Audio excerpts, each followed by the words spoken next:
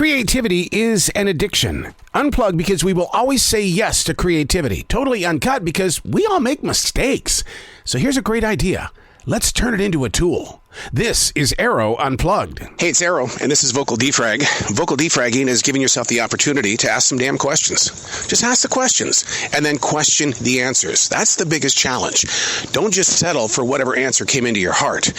Ask the questions, question the answers. There's two different styles of defragging that I do. I have a journal that I've been doing since November of 2017, and then while sharing the journey of defragging with many creative people around the world, they were like, I've never heard of this before. How do I begin? Where do I find the confidence to be able to do it?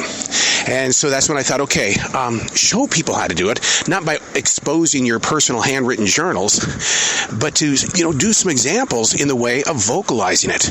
And that's where I learned one valuable thing about vocal defragging. In a journal, it's only words on a page. When you're vocal defragging into your digital device, while taking a walk like I am through this beautiful forest in South Charlotte, North Carolina, when you're vocal defragging, it's your emotions, it's your pitch, your volume, your tone. When you go in there and listen to it, you study it, you can physically hear where you are, mentally and physically. This is vocal defragging. I was with comedian Jared Freed today. He's got a brand new show on Netflix, and it's like 37 and single. But one of the subjects that we got onto was how that this is a divided nation because people will pick the damnedest things to argue about. We were talking about hecklers. The way that hecklers will try to jump into the show because they think what they're saying is funny, when in reality, no, it's not. It's pretty far from being F-U-N-N-Y. But people will pick the damnedest things to argue about. Now, I come from Montana. I come from a big family. You had to survive by one way: fight for your right. That's the way it was inside my family in Montana. And so I came into all of my relationships with basically anger. Anger in the way of, hey, we're doing it my way because everybody else in my family has done it their way. But if you're going to be with me, it's going to be my way. You know how many fights I lost?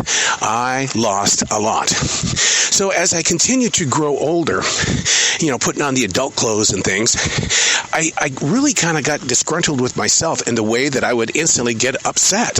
I had to figure out, what is the problem here? Why do you feel like you've got to be able to put a little bit of anger here, a little bit of anger over there? Let's get to the bottom of this and find peace. Now, why did I want peace?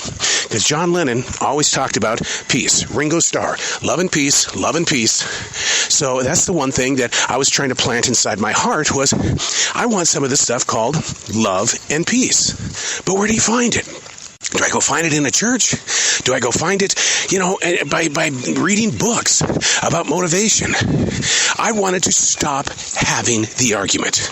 Just like Jared Freed and I were talking about. People will have the damnedest things to argue about, and they will pick any subject just to argue, just to go through the motions of it. So the journey walked right into martial arts. We're going to figure out what is in the core of the mind, body, and soul.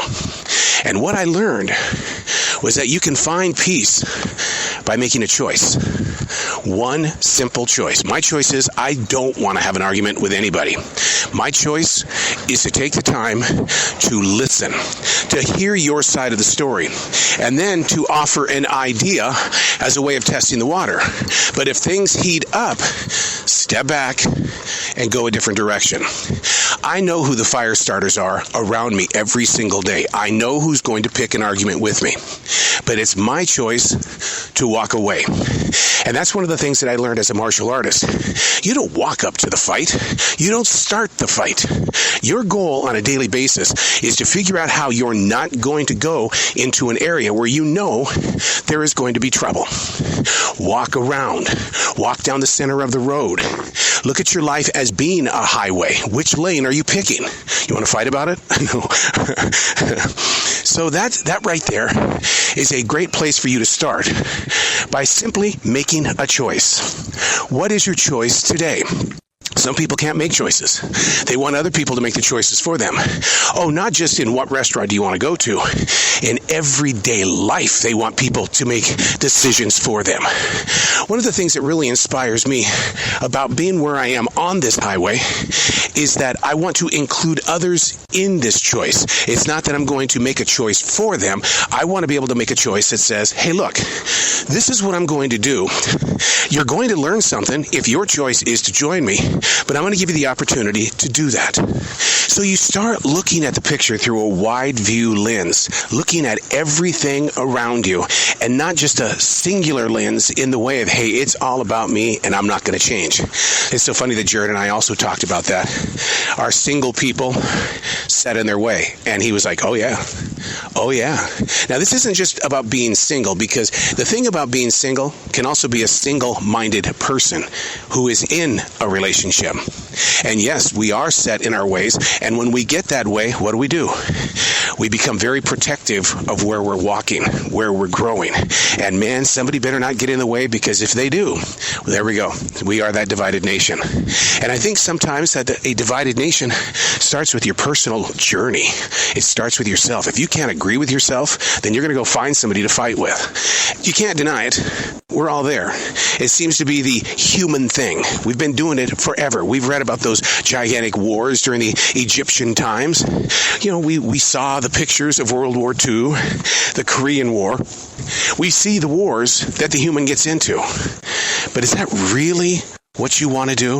Is that really how you want to start your day, is to create a mess like that? You see the aftermaths of war. Go look at Paris. Go look at cities in Germany. Yeah, go look at places where war has been.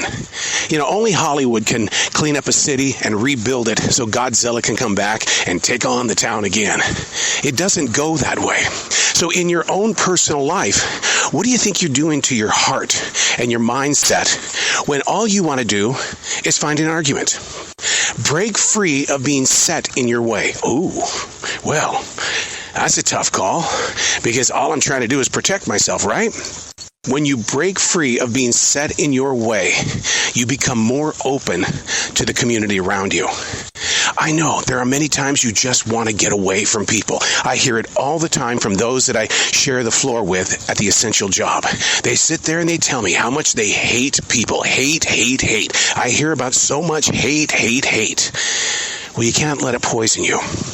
I realize that we all have to be very strong with our support, and we have to be great listeners, and we want to share the journey with anybody who's willing to learn with you. I get that. But the thing about it is, somewhere along the sidelines, one of you is going to start an argument, because we are a divided nation, and we're going to fight about things that really don't even matter. We know what's really going on deep inside of us, and we know how much the news penetrates our decision making. We may not start the fight trying to protect what it is that we don't believe in, but the thing is that we will take it out on people. And after the battle, it's no different than a city that's been under attack. You have all of those scars. They're never going to go away. They're scars. So why start the fight? Why do we have to be divided? Love and peace. Love and peace. I daily write. I vocal defrag, and I also do a defrag journal. I ask the questions and question the answers because I'm trying to understand the situation. When you do a defrag and you find yourself in a position of public appearance and something isn't sitting right in your soul and you just want to lay it out on the line, let people know how you feel about something, inside that mind, inside that heart, ask the questions and question the answers.